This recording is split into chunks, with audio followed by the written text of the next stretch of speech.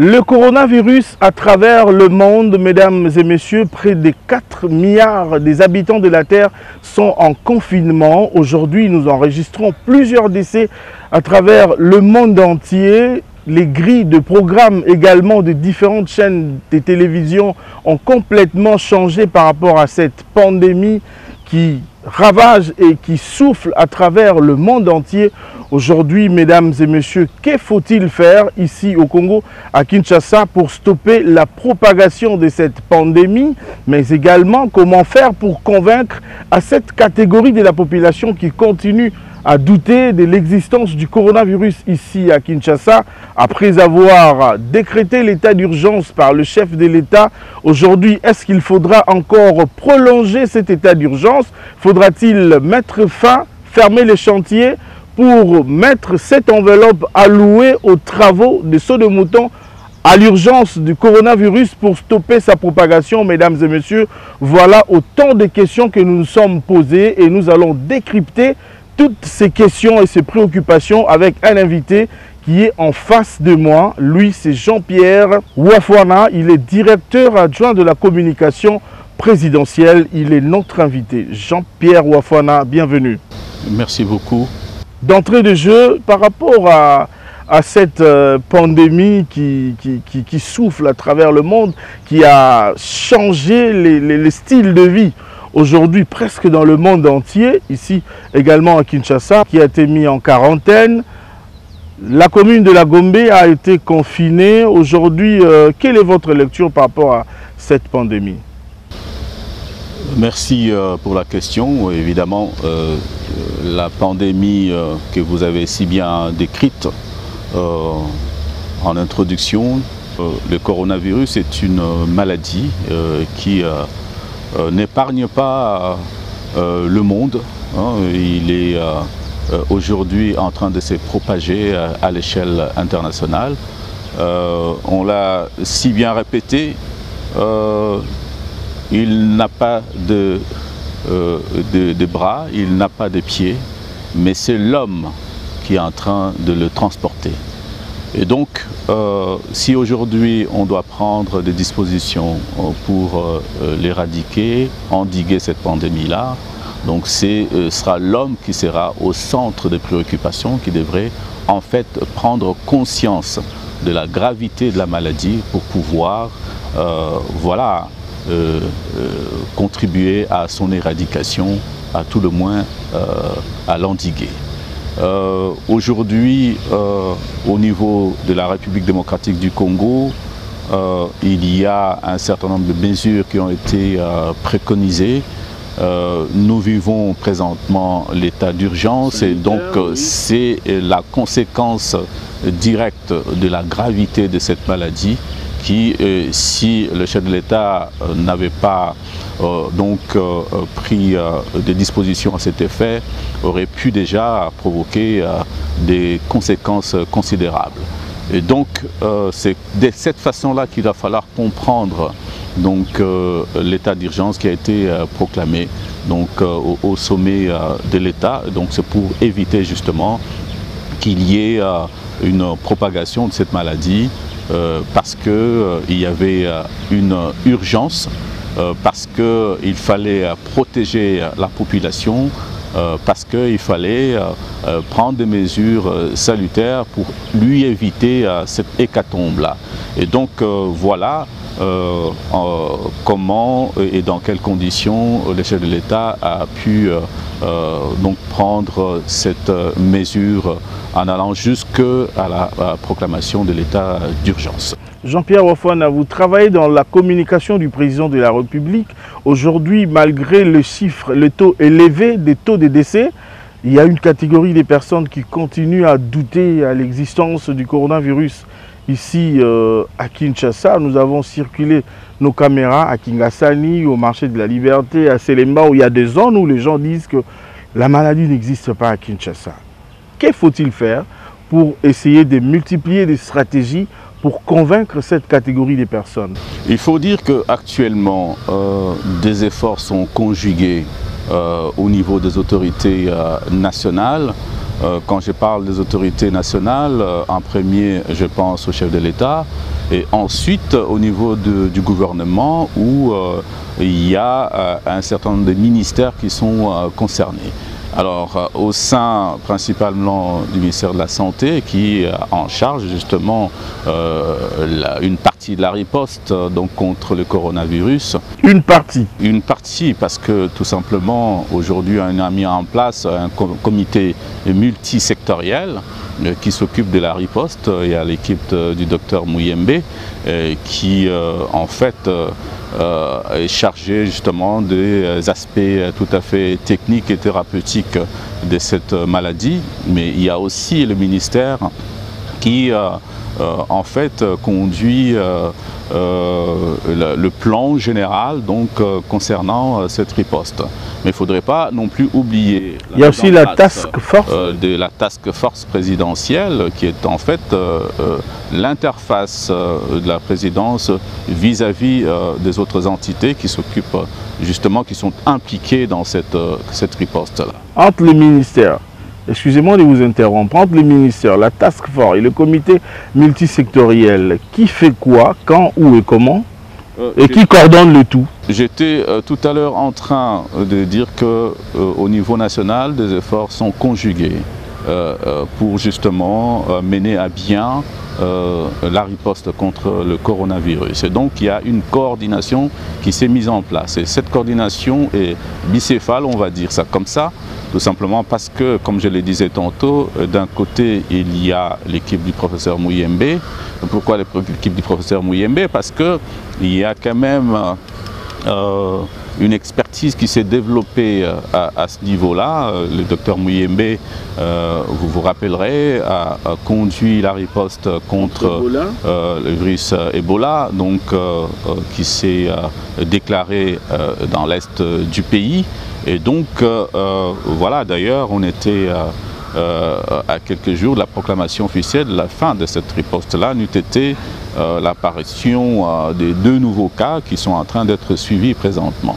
Et donc, sortant d'une urgence, nous sommes allés de plein pied dans une autre urgence et compte tenu justement de l'expérience au niveau de l'équipe du professeur Muyembe, donc le chef de l'État a estimé qu'il fallait donc le responsabiliser pour conduire la nouvelle riposte. Ça, c'est au niveau des aspects techniques.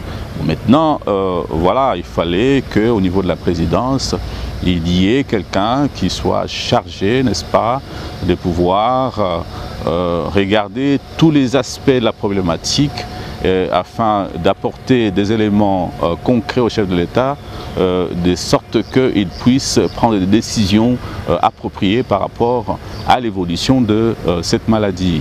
Et donc c'est dans cette perspective-là que la task force a été mise en place et qui est aujourd'hui coordonnée par le docteur Roger Kamba, qui est en même temps le conseiller spécial du chef de l'État en matière de couverture maladie universelle. Donc voilà, donc chaque entité, il revient à chaque entité à sa tâche bien répartie. Voilà. Oui. Voilà. Plus de 4 milliards de la population de la planète vivent dans le confinement. Ici également à Kinshasa, la commune de la Gombe a été confinée. On peut dire qu'aujourd'hui, le confinement de la commune de la Gombe a résolu un problème par rapport à la propagation du coronavirus. Je ne suis pas le porte-parole ni de la task force ni du secrétariat technique de la riposte, donc, qui est relié à l'équipe du professeur Muyembe. Mais en écoutant les comptes rendus qui sont régulièrement faits par les uns et les autres, on a eu des échos comme quoi le confinement de la commune de la Gombe se déroule tant bien que mal. Et donc jusqu'à date, disons que les populations respectent plus ou moins les consignes qui ont été données, donc de pouvoir rester à la maison, de circuler en cas de stricte nécessité. Moi-même, j'habite la Gombe, et donc j'ai observé effectivement qu'il y a une certaine discipline qui est observée, il y a une certaine prise de conscience. Vous savez que Gombe a été... Qui est totalement différente à celle de Kingasani, de Malueka. Vous ne pensez pas qu'il faudrait faire de porte à porte pour sensibiliser les gens? Tout naturellement. Je pense que, contrairement à ce que les gens peuvent penser, il y a un travail énorme qui est fourni en amont. Moi-même, dans les cadres, disons, de la task force, et plus particulièrement au niveau de la communication, nous avons eu à participer à un certain nombre de réunions au niveau du secrétariat de la riposte, donc contre le coronavirus. Et il y a tout un travail qui est abattu en amont pour pouvoir mettre en place des structures qui vont notamment s'employer à mener une sensibilisation au bénéfice de la population pour pouvoir faire prendre conscience à la population que cette maladie est sérieuse, qu'elle tue et qu'elle n'a pas de frontières. Et donc aujourd'hui, c'est vrai que c'est Gombe qui est concerné, qui est confiné, selon les programmes que moi j'ai suivis. Ça va aller progressivement, donc on annonce déjà que 2 autres communes vont être confinées. Et donc tout ça, c'est ça rentre dans une démarche d'arrêter justement, de stopper ou de minimiser la propagation voilà, de cette pandémie. Et donc j'essaie, pour avoir moi-même circulé dans les communes périphériques, qu'il y a énormément de travail à faire du point de vue de la sensibilisation. Soyez rassurés et que la population soit rassurée qu'il y a un travail qui va se faire sur le terrain. Je pense que les moyens également sont en train d'être réunis pour que les populations soient protégées. Et comme je le disais un peu plus tôt, c'est une question de prévention et c'est une question d'individu, de tout un chacun.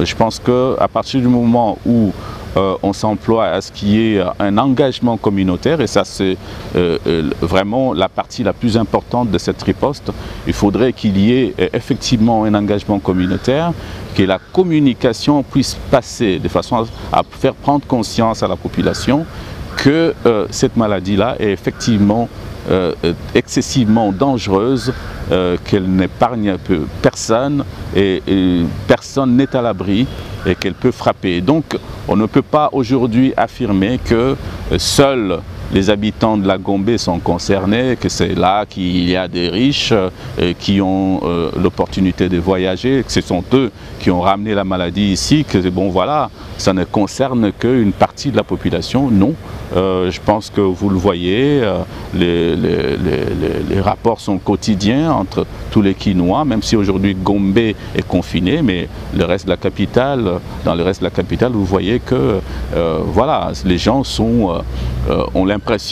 donnent l'impression que tout va bien et que voilà, il n'y a rien qui peut les inquiéter, mais il faut faire très attention. La maladie, elle est là, elle circule, elle agit de manière insidieuse et qu'elle peut attaquer n'importe qui et n'importe où et à n'importe quel moment. Parce que vous parlez de moyens, vous avez évoqué le problème de moyens ici.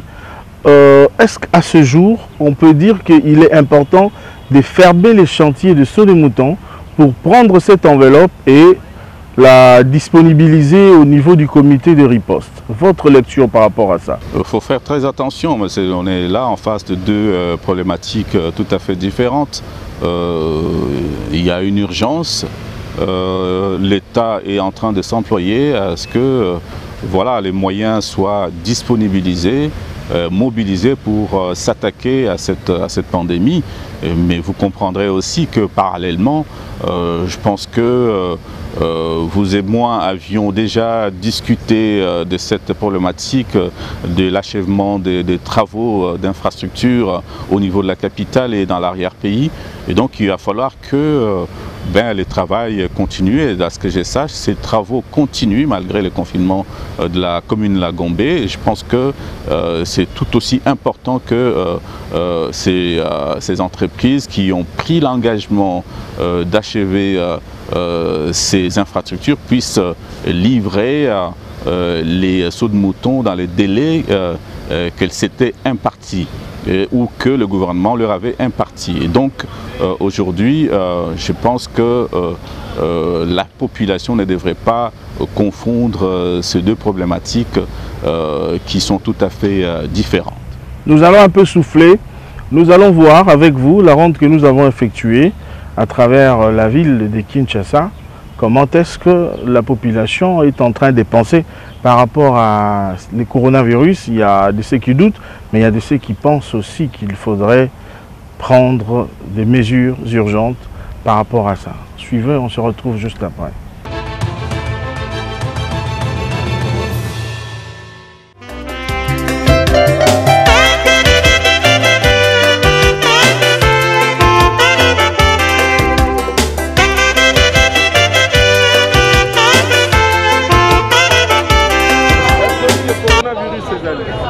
Le coronavirus, c'est ça. Il faut respecter la mesure d'hygiène prescrite par l'OMS. Ouais, il faut respecter la mesure et pas l'État. Et il faut respecter la mesure et pas l'État. Parce que maladie et tout ça qui n'a pas et utile banda mboka, c'est sûr que batumususu ba memeli biso yango na mboka. Alors il faut respecter les conditions nyonso mokonzi ya mboka azui po toyeba ko s'épargner contre maladie wana. Oyo ezoko ça la propagande ezoko résister na mboka. D'une manière générale, avant que j'arrive, j'aimerais parler de cette mesure qui a été prise pour le confinement. C'est une bonne mesure pour s'épargner à cette maladie de coronavirus d'une manière générale, mais en quelque sorte aussi nous ne pouvions pas être à la maison pour un confinement, s'épargner de la maladie de coronavirus, mais pour ne pas prendre aussi des mesures ou des précautions à ce qui concerne la maladie de la famine, parce que la famine aussi c'est une maladie. Donc à ce moment, j'aimerais interpeller à l'État congolais ainsi qu'à nos partenaires, donc nos citoyens, nos patriotes, qui ont quand même quelques moyens. Nous avons des Moïse Katumbi qui ont beaucoup d'argent. Ils peuvent, nous savons que ce sont des hommes très sociaux qui peuvent intervenir dans ce secteur de santé et voir comment nous avions de l'ex-président Joseph Kabila Kabanke, il a des moyens, il peut intervenir comme un citoyen congolais. Nous avions de Papa Molière qui il parle beaucoup, je sais qu'il intervient aussi dans d'autres secteurs. Nous avons des hommes politiques tels que les Mbemba, les Fayoulou, les musiciens. Nous avons dans tous les secteurs, nous avons des hommes. Chez moi, à Fokota, Maboko, plus de 20 fois par jour. Donc il faut prendre ma mesure. C'est le moment, tous les députés, les députés national, après si on a contribuer à contribuer, ça sont des gestes à louer. Mais Bamusu Basalua, Batu Musu Basalua, Pinayoka Kaka, pardon, permettez-moi, Bakombo Musu Nakate, et ça va Basalia. Naomoni Batotanga va présent Moïse Katumbi, Bani. C'est le moment Yango, ah, même Nangalie Mao, Nakitambo, Batuambongo Basebele. Bacardoso Mama Bill Gates, l'homme aux yeux bleus, présent Lédia, tout ça, tout. Mais et c'est même cantine publique, tout qui a maille, même dans Kitambo, par-ci par-là, pour qu'un peuple soit la Ramaboko, soit Bolingi Mbokango. Mais Mbongo Yango, Basala Kanango Nini.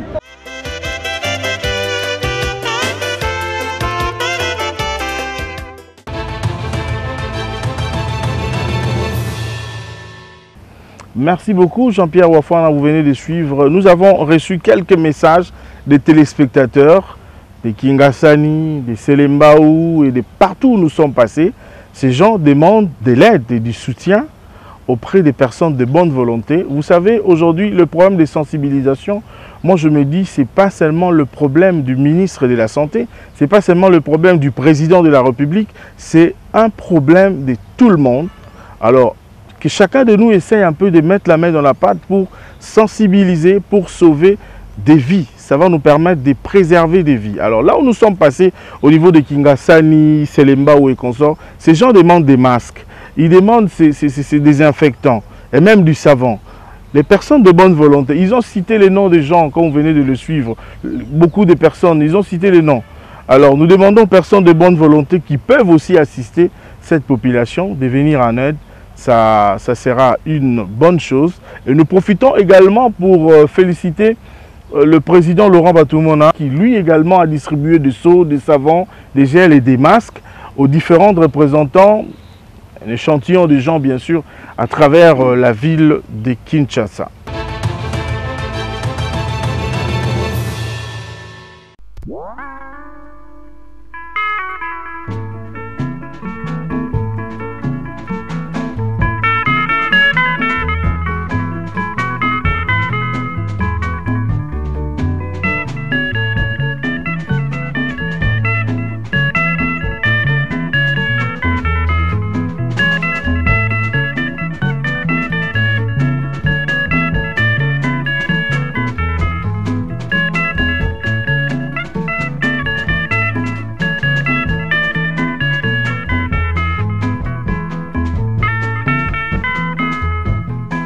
Il y a lieu de faire connaître à la population chinoise, à la population congolaise, que le coronavirus existe, le Covid-19.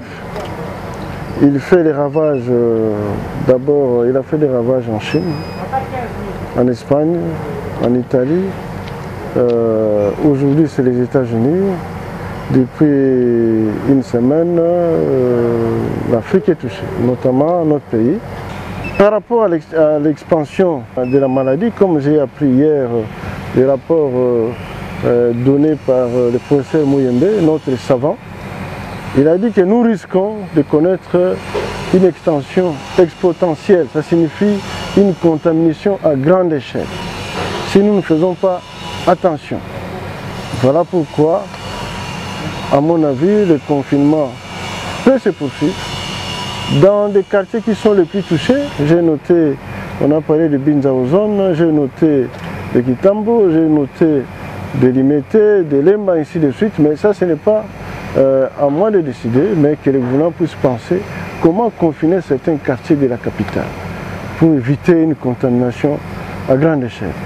Et nous venons de dispatcher ces fûts d'eau que vous avez vus, avec du savon liquide, pour que nos frères et sœurs qui fréquentent les marchés, les arrêts de bus, les parkings, les ports, là où il y a une petite agglomération, il y a ça sur la route de Bandundu, sur la route du Congo central, nous allons les dispatcher pour que ça puisse aider la population à ce qu'ils puissent s'en servir pour nettoyer les mains avec du savon liquide, et c'est déjà une première protection. Voilà ce que je voulais, que cette opération soit solennelle, que nous allons la démarrer aujourd'hui.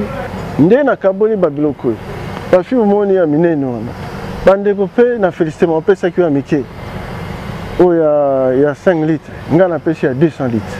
Na socre oh ya munene. Donc la ici banda tongo tipo quoi. Mai mo esi la ezate. Savon pe pembeni. Ezate que savon pe son boko ezaka kamika kana socre. Donc bandeko nga basali misala. Nde na ba cadre parti o bazingi ngai bango nde bato kosala kuvene kotika Kimbantseke Njili Marsa Liberté na côté ya entrée à Kimbuta na Sainte-Thérèse na Selembao na camping na Diatababo na Lufungula na Bumbu na Ngiringiri na Kapele pa biso na bloc wana ezala na Wenzezo na Makala kuna côté Makala Ngunza Makala rond-point, Sainte-Christine, donc, tout ça, on a à peu près 300. Donc, ça, on va aller, on va là. Toto Pessi, Maïzali, Savonzali. Bandeko, Bala, Zinga, Zingande, Bako, Sala, Nyonso, Soma ici, Bazon ici. Savon ici, Bazon ici. Kuruna Yibate. Voilà le message de Pessi et Angola.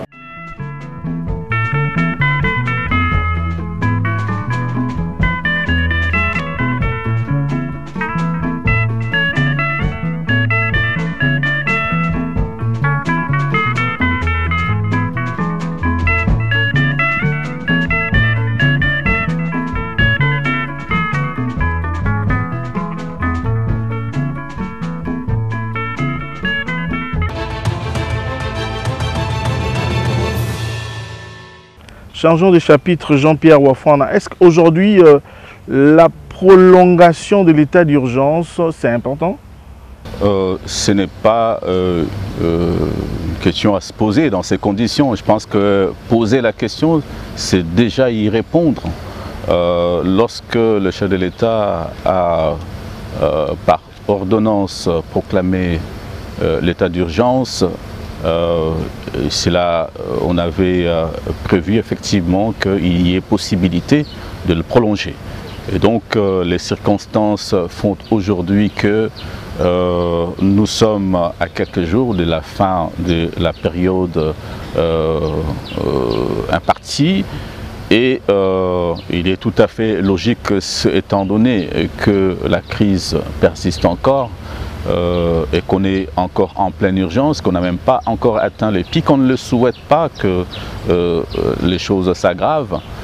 Mais si les circonstances l'imposent, je pense que tout à fait logiquement, le chef de l'État va avoir recours aux voies légales pour pouvoir prolonger cet état d'urgence. Cette ordonnance a suscité beaucoup de polémiques avec la dernière sortie médiatique du président du Sénat, pour ne pas les citer, Alexis Thambwe Mwamba, vous avez suivi. Est-ce que la Cour constitutionnelle est-elle aujourd'hui compétente de statuer sur la conformité de l'ordonnance proclamant l'état d'urgence sanitaire? D'abord, ce qu'il faudrait dire à l'opinion ici, parce que c'est elle qui est au plus haut point concernée, la Cour constitutionnelle est la plus haute cour dans la hiérarchisation de notre système judiciaire. Et donc, à partir du moment où elle s'est saisie de cette requête qui a été introduite par le chef de l'État, c'est-à-dire que effectivement, elle est compétente en la matière. Je pense que lorsque vous regardez l'arrêt en lui-même, elle est tellement suffisamment motivée qu'il n'y a même pas lieu de polémiquer sur la compétence de cette Cour quant à son arrêt consistant à déclarer conforme l'ordonnance qui a été publiée le 24 mars dernier concernant l'état d'urgence sanitaire. Et donc, la Cour a suffisamment motivé cet arrêt, et donc il n'y a pas lieu aujourd'hui que les gens puissent, quel qu'il soit, venir mettre en doute cet arrêt-là, étant donné que les arrêts qui sont voilà, rendus par cette Cour sont rendus en dernier ressort et que personne ne peut y remédier. Pourquoi le président de la République ne s'est pas référé à l'article 119 de la Constitution qui requiert l'autorisation du Congrès? Lorsque vous lisez l'arrêt de la Cour constitutionnelle, lorsque vous lisez également la fameuse ordonnance dont question, vous vous rendrez compte que le chef de l'État, déjà d'entrée de jeu, explique pourquoi, motive pourquoi il n'a pas eu recours à l'article 119 de la Constitution. En résumé, cet article donne en fait la latitude au Congrès d'autoriser justement la déclaration de l'état d'urgence. Mais vous vous rendrez compte qu'au niveau du libellé de l'ordonnance rendue publique par le chef de l'État, il y a des considérants qui expliquent pourquoi est-ce que le chef de l'État n'a pas eu recours. Et l'arrêt de la Cour constitutionnelle est en train justement d'étayer ça et d'expliquer ça dans sa motivation pour donner appui justement à la démarche du chef de l'État. Si vous le permettez, je vais vous lire quelques extraits de cet arrêt ainsi que le libellé de l'ordonnance qui proclame l'état d'urgence. Oui, allez-y, je vous en prie. Il y a 4 considérants dans le libellé de l'ordonnance rendue publique par le chef de l'État. Voilà. Que dit le premier? Considérant l'arrêt sous R const 061/TSR du 30 novembre 2007 de la Cour suprême de justice, toutes sections réunies, siégeant en matière d'appréciation de la conformité à la Constitution du règlement intérieur du Congrès, s'agissant de l'article 3.3 textuellement repris dans le règlement intérieur du Congrès en vigueur, considérant que la propagation actuelle inédite, imprévisible et rapide du coronavirus Covid-19 à travers le monde et particulièrement dans notre pays, depuis début mars 2020, laquelle propagation a provoqué l'interruption du fonctionnement régulier des institutions de la République et est susceptible de causer une catastrophe sanitaire mettant en péril, par sa nature et sa gravité, la santé de la population.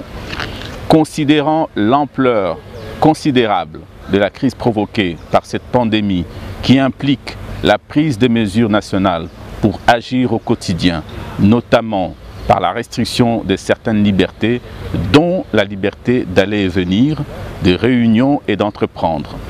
Considérant la nécessité de proportionner les mesures d'urgence à adopter aux risques encourus et de les adapter aux circonstances de temps et lieu.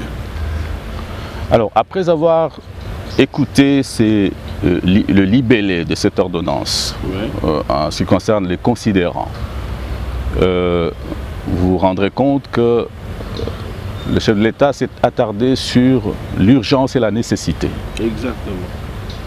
Et voici comment la Cour constitutionnelle motive sa décision de pouvoir rendre conforme l'ordonnance donc à la Constitution, aux dispositions constitutionnelles y afférentes. Alors, dans son 5e feuillet, la Cour dit ceci. Oui. La Cour dit ceci. Dans le 3e paragraphe de visa de cette ordonnance, donc l'ordonnance présidentielle, il est fait référence à l'arrêt rendu par la Cour suprême de justice sous R const 061/TSR du 30 novembre 2007, siégeant en matière d'appréciation de la conformité à la Constitution du règlement intérieur du Congrès, s'agissant du point 3.3 en ces termes. Je cite. La Cour relève que cette disposition résulte de la combinaison des articles 114, 119, 120, 159 et 166 de la Constitution.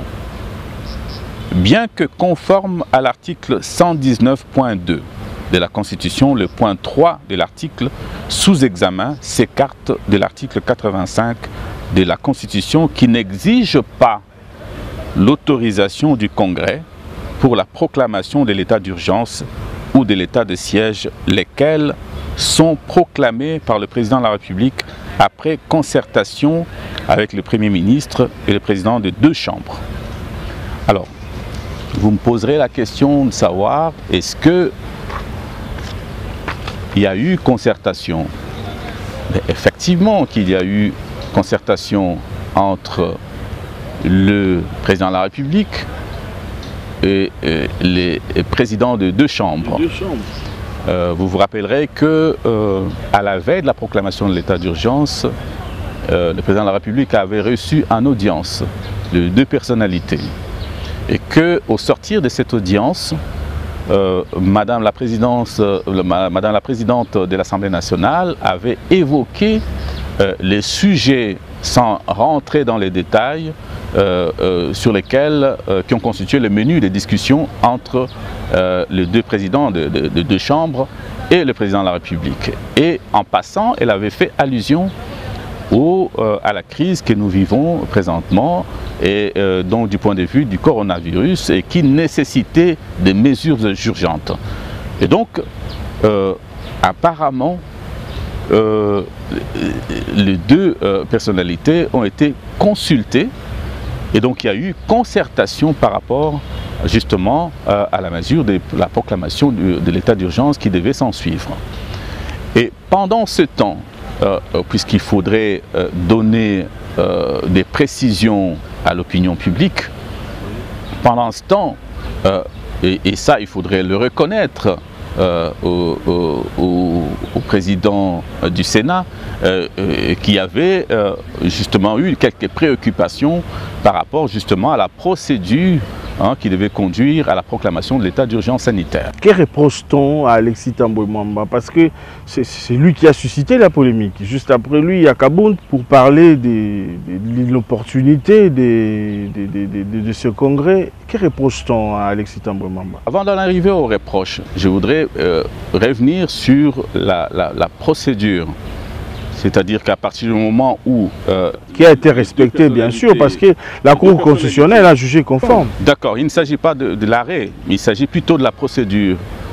Entre les moments où le chef de l'État a reçu les deux personnalités et les moments où l'état d'urgence devait être proclamé.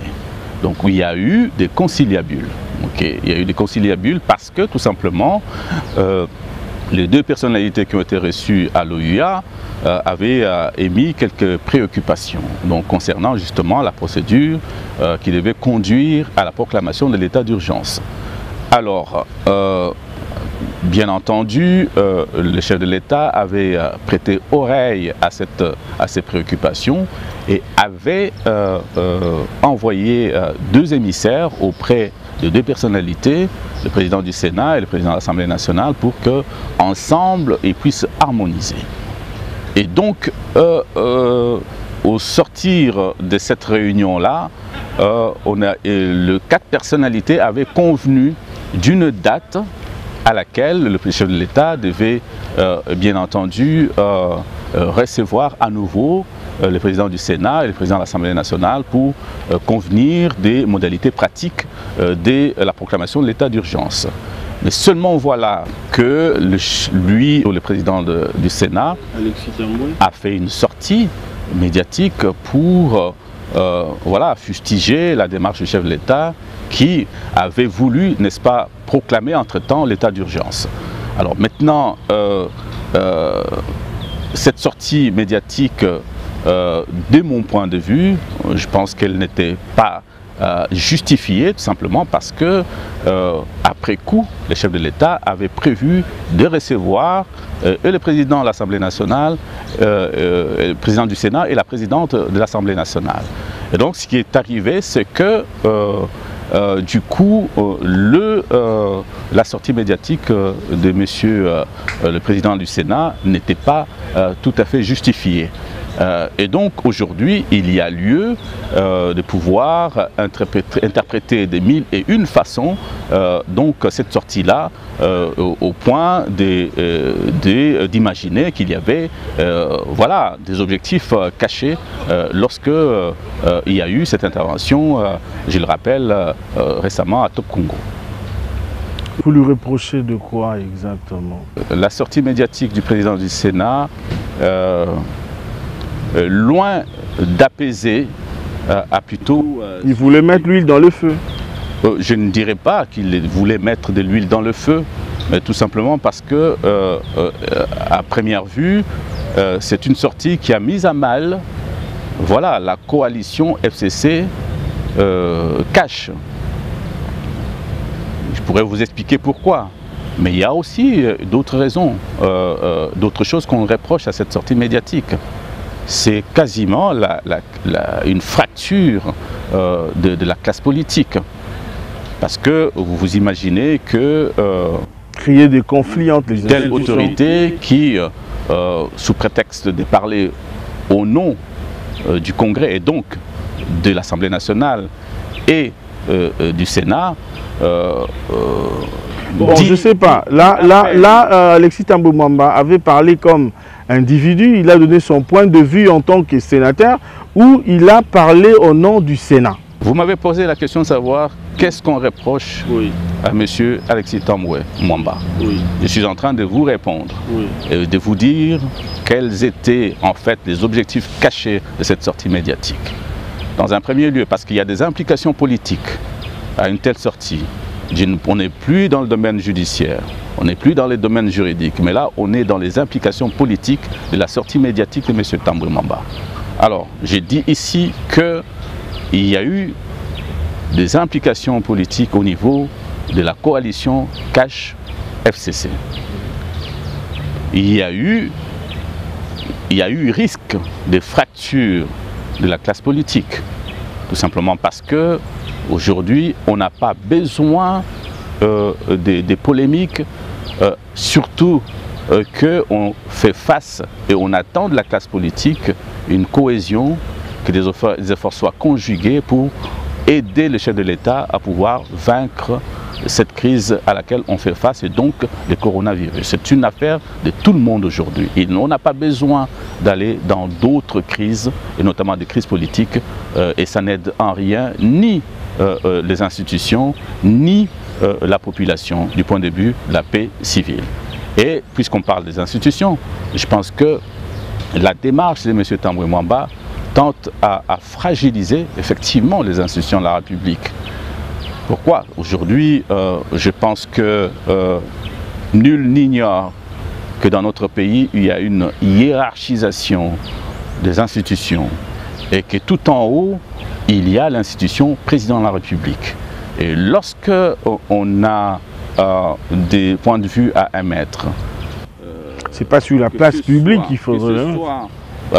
Vis-à-vis d'une institution ou vis-à-vis des individus. Je pense qu'on tient compte de la hauteur et du respect et de la courtoisie dont on devrait faire montre vis-à-vis de cette institution-là ou vis-à-vis de ces individus-là. Surtout que dans les cas précis, dans les cas d'espèce, il s'agit de la plus haute institution du pays que le président de la République. On parle du président de la République et non pas de la présidence de la République. Parce que l'institution, c'est bien le président de la République. Et donc, lorsqu'on fait des sorties médiatiques, ne serait-ce que par élégance, je pense qu'on ne peut pas se risquer à faire des déclarations qui laissent entrevoir un certain manque d'élégance, un certain manque de courtoisie, et surtout quand on sous-entend que le chef de l'État a violé la Constitution ou a par omission violé la Constitution. Et donc c'est ça ce qu'on reproche aujourd'hui à M. Tambwe Mwamba qui n'a pu, on va le dire comme ça, briller par son manque d'élégance de ce point de vue-là. Vous avez un message à lui lancer, à lui adresser? Pas un message particulier, je pense que ce que je viens de dire exprime évidemment ce que pense aujourd'hui la majorité de l'opinion publique congolaise. Et je pense que dans le cadre de la collaboration des institutions de la République, dans les cadres de la paix sociale et civile, il faille que les animateurs de nos institutions puissent agir de manière élégante et qu'ils puissent donner de la hauteur lorsqu'ils font des interventions publiques. Il est important ici de ne pas, et surtout en ce moment-ci, induire la population en erreur avec des subterfuges juridiques, avec un juridisme béat qui aujourd'hui peut déboussoler pas mal de gens qui ne connaissent pas la matière constitutionnelle. Je ne suis pas constitutionnaliste, je ne suis pas juriste, je suis plutôt politologue. Mais je pense qu'il est de bon ton lorsque en politique on est appelé à assumer des responsabilités au sommet de l'État. Je parle ici des institutions qui dirigent le pays aujourd'hui, le président de la République, l'Assemblée nationale, le Sénat, le gouvernement. Je pense qu'il est de bon ton que nos politiciens puissent, aujourd'hui on parle beaucoup de la moralisation de la classe politique. Et je pense que c'est important que chacun, là où il est, là où il assume des responsabilités politiques, puisse faire montre des responsabilités politiques. Merci beaucoup Jean-Pierre Wafouana. La télévision, c'est le temps, vous le savez. Nous sommes arrivés presque à la fin. J'aimerais que vous puissiez lancer un message, cette fois-ci en lingala, à la population des périphéries, des banlieues qui vont vous suivre dans cette émission par rapport aux gestes barrières. Merci Mingi Ndeko Aimé Mutombo. Na profiter na émission pour na pesa message na ba Ndeko Bali na capitale et plus particulièrement bato Bali Zinganzinga, c'est-à-dire na ba commune ali moi musika na centre ya capitale. Na sengi na bato bakinois basa la conscience, base à la discipliner parce que je me promène. Lobby Nazalaki à côté ya Ngaba, je fais un peu le tour na Keneki, na Kenzela ya UPN, na Leki côté ya Mama Mobu, tout inabimi côté ya Rond-Point Ngaba. Je peux vous assurer, je suis d'accord avec vous quand vous dites que ça craint. On ne sait pas très bien ce qui est mesure à confinement et aussi effectivement j'ai vu qu'il y a un souci, un gros souci et les gens un gros souci. Il faut que voilà les batteries soient mises en marche de façon que va sensibiliser la population que maladie wana ezali réel ezali koboma. Il faut vraiment qu'on respecte les mesures barrières essentielles. Respecter distance kosolola, éviter boboa kanaraba soi na tango solola. C'est extrêmement important pour éviter voilà propagation à maladie wana. Je vais profiter pour lire quelques messages au ba komé libiso na ba côté ototambola kiwana. Vraiment, personne de bonne volonté. Le chef de l'État a parlé de la solidarité. Batangeli biso na kotanga message ya Ndekomoko, il y a un machine à Petro Congo, comme on a Guigui Yuma. Voilà comment est-ce qu'il écrit. Ndeko journaliste, est-ce que beaucoup de commissaires biso message te pas ya bateau na moi ba moyen, bateau loko la ba papa Cardozo Mamba, il a cité, je suis en train de lire son message. Papa Cardozo Mamba, papa Jean-Pierre Kiwakana, papa Bahati Lukwebo, papa Ada Bombo Lebino batboza na moi ba moyen muke po bo sunga biso na ba masque na ba sabuni na ba kambo belé pour dans la sensibilisation kuna batangi bakombo na autant message ya Mutumusu. Je saurais pas lire tous les messages, il y a beaucoup de messages. Je prends deux messages et puis vous allez conclure. Il y a le message de Jérémy Longolongo qui est également à Massina, qui fait un appel aux personnes de bonne volonté. Lui, il cite par contre ici Ted Tendai, il dit Baboka Kabino Mingi Kaka na balanga nzembo ba musicien et sengi boya pe na moi lisungi papa Bahati, il cite ici, oh voilà, il écrit oh là là là là là, il y a beaucoup de noms ici. En fait, Batoubaza et Belé, personne, il y a bonne volonté, Oyo, Bokoki Kosunga pe petit peuple wana. Vous savez, à chaque fois, quand vous prenez votre Jeep 4x4, vous dépassez le pont Gili, vous allez vers l'aéroport pour prendre un avion pour aller à l'intérieur, tout comme à l'extérieur du pays. À votre gauche, tout comme à votre droite, il y a une population très démunie qui est en train de vivre sans électricité et sans eau potable. En ce moment, ici, ils sont en train de faire des cris d'alarme, des SOS. Question juste d'envoyer des masques. Vous pouvez déléguer les gens, nous contacter par exemple à ces numéros qui est affiché sur la télévision pour descendre.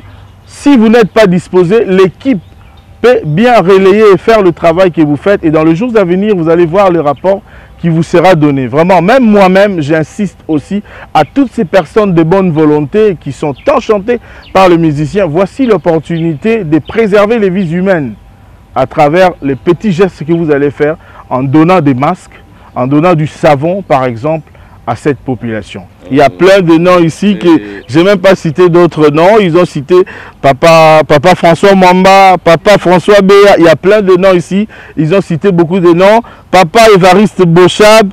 Vraiment, vraiment le message est parvenu. Nous avons fait passer le message. En tout cas, essayez de nous contacter. Amenez-nous des paquets de vos masques et de vos gels. On va les faire parvenir auprès de cette population. Il y a d'autres initiatives qui passent peut-être inaperçues.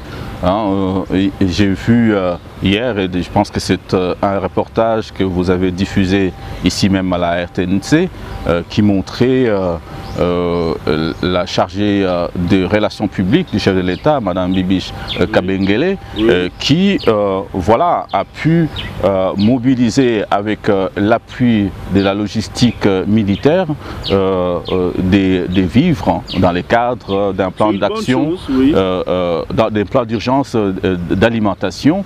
Et donc on va pouvoir justement dans la période que nous traversons distribuer des vivres ou à tout le moins les vendre à un prix abordable, raisonnable, aux personnes qui sont les plus démunies parmi nous et qui peuvent pendant cette période de confinement, puisqu'on annonce le confinement des autres communes, et donc pouvoir s'approvisionner en divers vivres. Et donc voilà, donc l'appel est lancé et je pense qu'il faudrait qu'il y ait effectivement cette solidarité nationale pour pouvoir aider les chefs de l'État à pouvoir voilà, mener à bien la riposte à travers non seulement la coordination avec le professeur Mouyembe et la task force, mais aussi à travers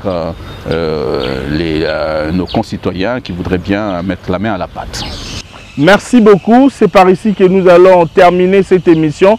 Nous remercions également la première dame, Maman Denise Nyakero Tshisekedi, pour tout ce qu'elle est en train de faire pour aider son mari, qui est le président de la République. Par la même occasion, nous profitons pour clôturer cette émission en présentant nos condoléances le plus attristées au président de la République qui venait de perdre son oncle paternel en la personne de Monseigneur Gérard Moulumba. Excellence, Monsieur le Président de la République, à mon nom propre et au nom de toute l'équipe de ces magazines, nous vous présentons nos condoléances les plus attristées.